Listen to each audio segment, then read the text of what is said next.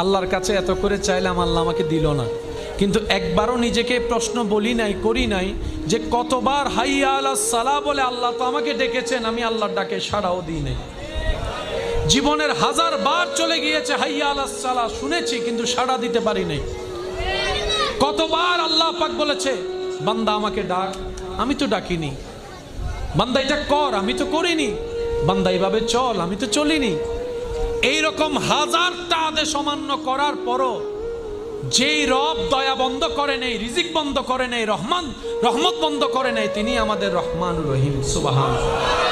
তো মুমিন বান্দারা আফসোস করে না, আপত্তি করে না, ওনারা অপেক্ষা করে রবের হুকুমের।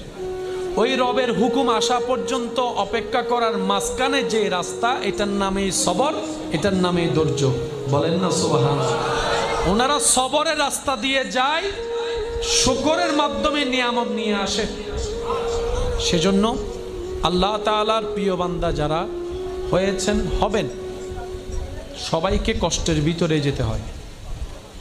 এটাই বিধান, এটাই নিয়ম। এখান থেকে বাঁচার কোনো সুযোগ